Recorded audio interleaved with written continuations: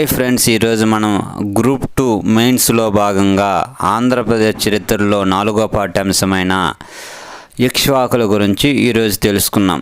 శాతవాహనుల తర్వాత ఆంధ్రదేశాన్ని పరిపాలించిన వారు ఇక్ష్వాకులు. ఇక్ష్వాకుల రాజధానిగా చేసుకొని పరిపాలించిన ప్రాంతం ఏది?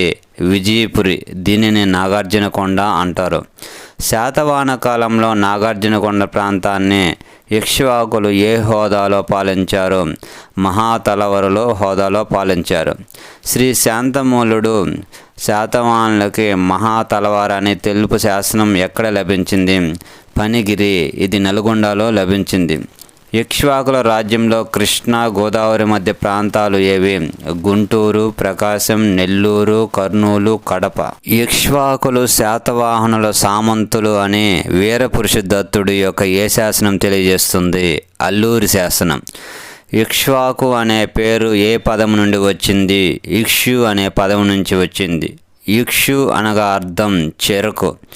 ఇక్షు చిహ్నాన్ని తమ తెగకు చిహ్నంగా చేసుకోవడం వల్ల వీరు ఇక్ష్వాకులు అయ్యారని ఎవరు పేర్కొన్నారు? బిఎస్ఎల్ హనుమంతరావు.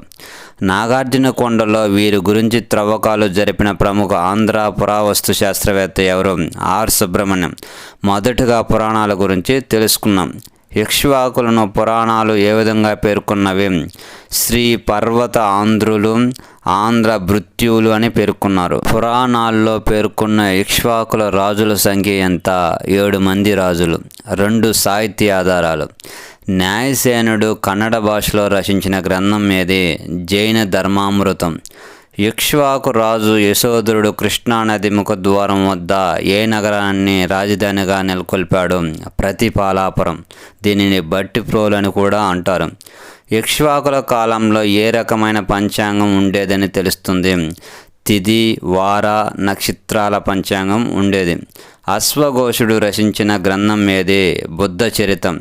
ఇక్ష్వాకుల పుట్టోత్వరాలు, బుద్ధుడి వంశమైన శాక్య గురించి ఈ గ్రంథం తెలుపుతుంది. ఇక్ష్వాకుల కాలంలో దక్కన్లో ఏ మతం రాజధాని పొందినది? బౌద్ధ మతం. 3 శాసన ఆధారాలు. ఇక్ష్వాకులు శాతవాహనులకు సామంతులు అని తెలియజేసే శాసనం ఏది? అల్లూరి శాసనం. వీరపురుషదత్తుడు వేయించిన నాగార్జునకొండ శాసనం ప్రకారం ఎవరు విజయపురిలో ఇక్ష్వాకుల రాజ్యాన్ని స్థాపించారు? వశిష్ఠపుత్ర శ్రీ శాంతమూలుడు. మొదటిసారిగా సంస్కృతంలో శాసనాలు ఎవరు జారీ చేశారు? యహూబల శాంతమూలుడు. గుమ్మడి దొర్రు శాసనం వేయించిన వారు ఎవరు? యహూబలు శాంతమూలుడు వేయించడం జరిగింది. ఇక్ష్వాకుల కాలంలో గుమ్మడి దొర్రు ఏ విధంగా వెలిసిల్లినది? బౌద్ధ విద్యా కేంద్రంగా. ఇక్ష్వాకు వంశ శివరరాజు రుద్రపురుషదత్తుణ్ణి పల్లవ వంశ స్థాపకుడు ఎవరు ఓడించారని ఏ శాసనం తెలుపుతుంది? మంచికల్లు శాసనం తెలుపుతుంది. వీరపురుషదత్తుడు వేయించిన ఏ శాసనం ద్వారా చక్రవర్తి వివిధ వర్గాలకు సంస్థలకు ఇచ్చిన దానాల గురించి తెలుపుతున్నది? అల్లూరి శాసనం. ఇక్ష్వాకుల పతనం గురించి పేర్కొంటున్న శాసనాలు ఏవి? మైదువోలు శాసనం, మంచికల్లు శాసనం. ఇక్ష్వాకుల కాలంలో ఆంధ్రదేశంలో ఏ మతం విరసిల్లినది? బౌద్ధ మతం. భారతదేశ చరిత్రలో తొలిసారిగా దేవాలయాలు నిర్మించిన రాజవంశం ఏది? ఇక్ష్వాకులు. సంస్కృతంలో శాసనాలు జారీ చేసిన తొలి రాజవంశం ఏది? ఇక్ష్వాకులు. శాసనాలలో తొలిసారిగా శిల్పాల పేర్లు, సంవత్సరాలు, మాసం, తేదీలను ముద్రించిన తొలి రాజవంశం ఏది? ఇక్ష్వాకులు. మాతృ దేవతారాధన, నిర్బంధ సతీసాగమనం ఎవరి కాలంలో ప్రారంభమైంది? ఇక్ష్వాకుల కాలంలో ప్రారంభమైంది. వీరగల్ సంప్రదాయమును ప్రారంభించిన మొదటి రాజవంశం ఏది? ఇక్ష్వాకులు.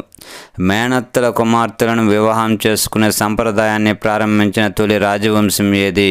ఇక్ష్వాకులు. ఇక్ష్వాకుల జన్మస్థలానికి సంబంధించిన సమాచారం. ఉత్తర భారతదేశ వాదం రాబ్సన్ బోలర్, కన్నడ వాదాన్ని హేగల్, తమిళ వాదాన్ని డాక్టర్ కె గోపాలాచారి, ఆంధ్రవాదం బిషప్ కాల్డ్వెల్. మత్స్య పురాణం ప్రకారం ఇక్ష్వాకుల రాజులు ఎంతమంది పరిపాలించారు? 7 మంది రాజులు. నాగార్జునకొండ జగ్గయ్యపేట శాసనాల ప్రకారం ఇక్ష్వాక రాజులు ఎంతమంది పరిపాలించారు? 4 మంది రాజులు పరిపాలించారు. మొదటి వ్యక్తి వశిష్ఠపుత్ర శ్రీ శాంతమూలుడు. శాతవాహనుల చివరి పాలకుడైన 3వ పులోమావిని పారద్రోలి ఇక్ష్వాకుల సామ్రాజ్యాన్ని స్థాపించిన వారు ఎవరు? వశిష్ఠపుత్ర శ్రీ శాంతమూలుడు. ఇక్ష్వాకులు దేనిని రాజధానిగా చేసుకొని పరిపాలించారు? విజయపురి. వశిష్ఠపుత్ర శ్రీ శాంతమూలుడు ఇక్ష్వాకుల వంశంలో ఏ బిరుదు పొందాడు? మహారాజు అనే బిరుదు పొందాడు. వశిష్ఠపుత్ర శ్రీ శాంతమూలుడు ఏ మతాలను ఆదరించాడు? వైదిక మతం, పౌరాణిక మతాలు. వశిష్ఠపుత్ర శ్రీ శాంతమూలుడు ఎవరిని ఎక్కువగా పూజించాడు? విరూపాక్షపతి శివుడు అంటారు, మహాసేనుడు కుమారస్వామి అంటారు. వశిష్ఠపుత్ర శ్రీ శాంతమూలుడు జరిపిన యాగాలు ఏవి? అశ్వమేధ యాగం, రాజసూయ యాగం, వాజపేయ యాగాన్ని నిర్వహించాడు. వశిష్ఠపుత్ర శ్రీ శాంతమూలుడు నిర్వహించిన వైదిక క్రతువులు ఏవి? అగ్నిహోత్రాది, అగ్నిసోమ అనే వైద్య క్రతువులను నిర్వహించాడు. సామ్రాట్ పదవిని పొందుగోరిన క్షత్రియులు జరిపే మహాయాగం ఏది? వాజపేయ యాగం. రాజులు తమ దిగ్విజయాత్రలను ప్రకటించుకోవడానికి జరిపే మహాయాగం ఏది? అశ్వమేధ యాగం. యాగాల ద్వారా వశిష్ఠపుత్ర శ్రీ శాంతమూలుడు పొందిన బిరుదు ఏది? వాజపేయం ద్వారా సామ్రాట్, అశ్వమేధ యాగం ద్వారా స్వరాట్, వాజపేయ యాగం విరాట్, నరమేధ యాగం ద్వారా ఏకవిరాట్ అనే బిరుదులు పొందాడు. వశిష్ఠపుత్ర శ్రీ శాంతమూలుడు బిరుదులు ఏమిటి? శతసహస్ర హలదాత, మహారాజు, మహాదానాధిపతి అనే బిరుదులు కలవు. వశిష్ఠపుత్ర శ్రీ శాంతమూలుడు వ్యవసాయ అభివృద్ధికి బంగారు నాణ్యాలను, గోవులను, నాగళ్లను భూమి దానం చేసినట్లుగా ఏ శాసనం తెలుపుతుంది? నాగార్జునకొండ శాసనం. వశిష్ఠపుత్ర శ్రీ శాంతమూలుడు రాజ్య విస్తరణ కొరకు ఇతర రాజ్యవంశాలతో ఏ సంబంధాలు ఏర్పరచుకున్నాడు? వైవాహిక సంబంధాలను ఏర్పరచుకున్నాడు. వశిష్ఠపుత్ర శ్రీ శాంతమూలుడు కుటుంబీకులు ఎవరు? భార్య మటరిశ్రీ, కూతురు అటవీ శాంతశ్రీ, కుమారుడు వీరపురుషదత్తుడు, సోదరీమణులు శాంతశ్రీ, హర్మశ్రీ అనే వాళ్ళు కలరు. మహాతలవరుడు అనగా అర్థం మహాసామంతుడు, మహాసేనాపతి అని అర్థం. శాంతశ్రీకి ఏ బిరుదులు కలవు? మహాతలవరి, మహాదానపత్ని అనే బిరుదులు కలవు. ఇక్ష్వాకుల్లో 2వ రాజు వీరపురుషదత్తుడు. వశిష్ఠపుత్ర శ్రీ శాంతమూలుడు కుమారుడు ఎవరు? వీరపురుషదత్తుడు. ఇక్ష్వాకుల రాజులందరిలో గొప్పవాడు వీరపురుషదత్తుడు. వీరపురుషదత్తుడు ఏ విధంగా కీర్తించబడ్డాడు? దక్షిణ భారతదేశపు అశోకునిగా, శ్రీ పర్వతాధిపతిగా కీర్తించబడ్డాడు. వీరపురుషదత్తుని పాలన వివరాల గురించి తెలుపబడిన శాసనాలు ఏవి? నాగార్జునకొండ, అమరావతి, జగ్గయ్యపేట, ఉప్పు గుండూరు శాసనాల్లో తెలుపబడినవి. వీరపురుషదత్తుని మహారాజా అని పేర్కొన్న శాసనం ఏది? జగ్గయ్యపేట, నాగార్జునకొండ శాసనాలు. వీరపురుషదత్తుడు శైవ మతాన్ని ద్వేషించినట్లుగా, శివలింగాన్ని కాళ్ళతో తొక్కినట్లుగా ఉన్న శిల్పాలు ఎక్కడ బయలుపడినవి? నాగార్జునకొండలో. వీరపురుషదత్తుడు మొదట వైదిక మతాన్ని, తర్వాత కాలంలో ఏ మతాన్ని స్వీకరించాడు? బౌద్ధ మతాన్ని.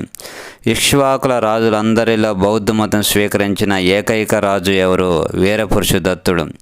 వీరపురుషదత్తుడు తన మేనత్త కూతుర్లైన ఎవరిని వివాహమాడాడు? బాపిశ్రీ, షష్ఠి స్త్రీలను వివాహమాడాడు. వీరపురుషదత్తుని మొదటి పట్టపరాణి బట్టి మహాదేవి. 2వ పట్టపరాణి ఎవరు? రాణి రుద్ర భట్టారిక. నాగార్జునకొండను ఏ విధంగా పేర్కొంటారు? దక్షిణ గయ. హేనాయామునకు బొద్దుగయ ఎలాగో మహాయానమునకు దేనిని పేర్కొంటారు? శ్రీ పర్వం. దీనిని నాగార్జునకొండ అంటారు. వజ్రాయన మత స్థాపకుడు ఎవరు? సిద్ధ నాగార్జునుడు. సింహల బౌద్ధ గ్రంథాలు ఏవి? మహావంశం, దీపవంశం. వీరపురుషదత్తుని రాజ భండారికుడు ఎవరు? బోధిశర్మ. బౌద్ధ మతమును విశేష సేవలు అందించిన మహిళ ఎవరు? ఉపాసిక బోధిశ్రీ. చుల్దమ్గిరిపై వేటిని నిర్మించింది? బౌద్ధ విహారం, చైత్యమును నిర్మించింది.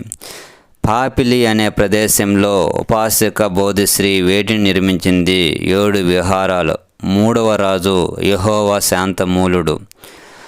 వీరపురుషదత్తుడు బట్టి మహాదేవుల కుమారుడు ఎవరు? యెహూవల శాంతమూలుడు. దక్షిణ భారతదేశంలో మొదటిసారిగా సంస్కృతంలో శాసనాలు వేయించిన వాడు ఎవరు? యెహోవా శాంతమూలుడు.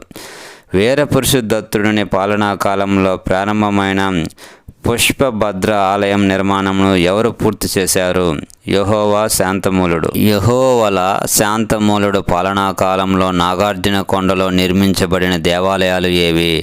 పుష్పభద్ర నారాయణ స్వామి దేవాలయం, కార్తికేయుని ఆలయం, నందికేశ్వర ఆలయం, నవగ్రహాలయం, హారతి దేవాలయాన్ని నిర్మించారు. హిందూ దేవాలయాల నిర్మాణంను ప్రారంభించిన మొదటి రాజు ఎవరు? యెహూవల శాంతమూలుడు. ఇటీవల కాలంలో గుంటూరు జిల్లా గుమ్మడి దర్రు వద్ద ఎవరి ప్రాకృత శాసనం లభ్యమైంది? యెహూవల శాంతమూలుడు శాసనం లభ్యమైంది. యెహూవల శాంతమూలుని సేనాపతి యలశ్రీ నాగార్జున కొండ వద్ద ఏ దేవాలయాన్ని నిర్మించాడు? కుమారస్వామి స్వర దేవాదివాస దేవాలయం. శివసేనుడు నాగార్జున కొండ వద్ద ఏ దేవాలయాన్ని నిర్మించాడు? అష్టభుజి నారాయణ స్వామి దేవాలయం. 4వ రాజు రుద్రపురుషదత్తుడు.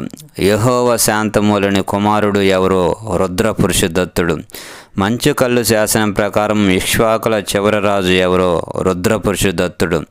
రుద్రపురుషదత్తుని పాలన గురించి ఇతడు వేయించిన ఏ శాసనాలు తెలుపుతున్నాయి? నాగార్జునకొండ శాసనం, గురజాల శాసనాలు తెలుపుతున్నాయి.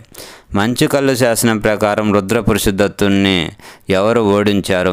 పల్లవ నరసింహవర్మ. ఇక్ష్వాకుల పరిపాలన విధానం. శాతవాహనుల పరిపాలన విధానాన్ని కొద్ది మార్పులతో ఎవరు అనుసరించారు? ఇక్ష్వాకులు. ఇక్ష్వాకులు రాజులను సామ్రాట్, రాజన్, మహారాజుగా వర్ణించిన శాసనం ఏది? నాగార్జునకొండ శాసనం. రాజుల భార్యలకు ఏ బిరుదు ఉండేది? మహాదేవి బిరుదు ఉండేది. కడప, కర్నూలు ప్రాంతాలను ఏ విధంగా పేర్కొన్నారు? హిరణ్య రాష్ట్రంగా పేర్కొన్నారు. ఇక్ష్వాకుల కాలంలో రాష్ట్ర పాలకులుగా ఎవరిని నియమించారు? మహాసేనాధిపతులు, మహాతలవరులు, మహాదండనాయకులను నియమించారు. మహాదండనాయకుడు అనగా ఎవరు?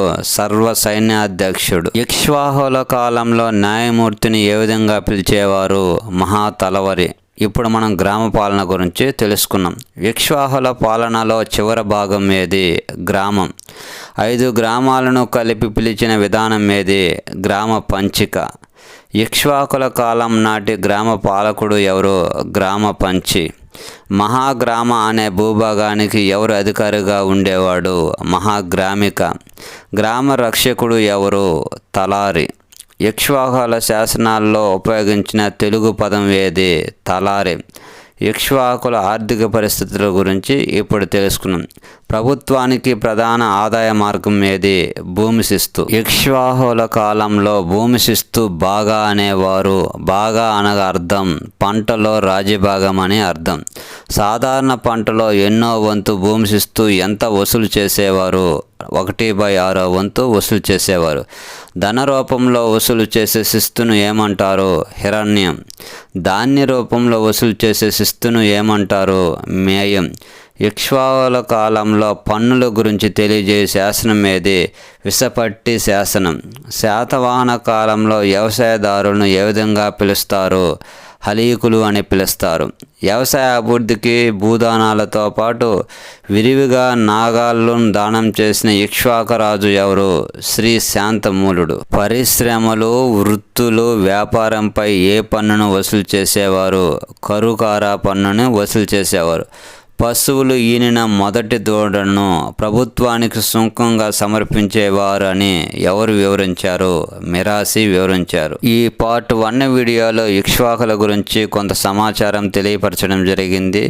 మిగతా పార్ట్ 2 వీడియోలో ఇక్ష్వాకుల గురించి మిగతా పాఠ్యాంశం గురించి తెలుసుకుందాం. మా వీడియోస్ మీకు నచ్చినట్లయితే లైక్ చేయండి, షేర్ చేయండి, ప్లీజ్ సబ్స్క్రైబ్ చేయండి. మరొక పాఠ్యాంశంతో మరొక వీడియోలో కలుసుకుందాం. జై హింద్.